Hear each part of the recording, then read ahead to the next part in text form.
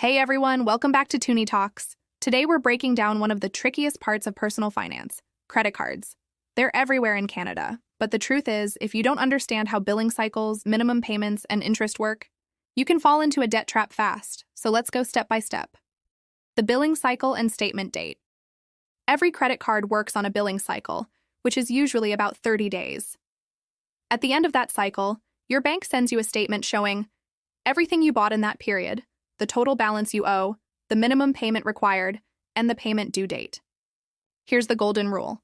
If you pay the full balance by the due date, you pay zero interest. That's how you get all the benefits of a credit card without the cost. But what if you can't pay the full amount? That's where the minimum payment comes in. The minimum is usually around 2 or 3% of your balance, or sometimes a flat $10. If you pay less than the minimum, your account goes into default, meaning late fees, penalties, and damage to your credit score. So at the very least, always pay the minimum. It keeps your account in good standing. But, and this is huge, paying only the minimum is where people get stuck. Interest and the debt trap. In Canada, the average credit card charges 19 to 21% interest. Some store cards are even higher. Here's how it works. If you don't pay off your full balance, interest starts piling up on whatever's left. And it's compounded daily, meaning the interest itself gets added to your balance. And then you're paying interest on the interest.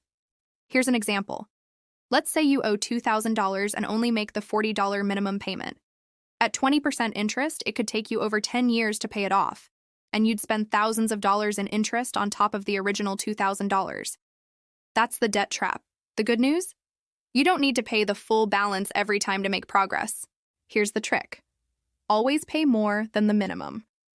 Even an extra $50 or $100 a month can cut years off your repayment and save you thousands in interest. Some banks let you set up automatic payments for more than the minimum. That way you never miss a due date. Think of it like this. Every dollar above the minimum goes straight to paying down the actual debt, instead of just covering interest. So what's the best way to manage a credit card if you're carrying a balance? Always pay at least the minimum by the due date. Protect your credit score. Pay as much extra as you can.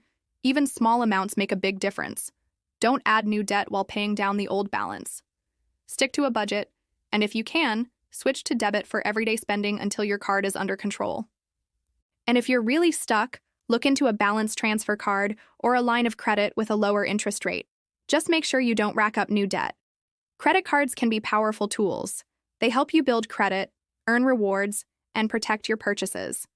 But if you don't understand how the billing cycle and interest work, they can turn into one of the most expensive forms of debt in Canada. So remember, the statement date is your friend, the minimum is your safety net, and paying more than that is the real path to freedom. Have you ever been caught paying interest on your credit card?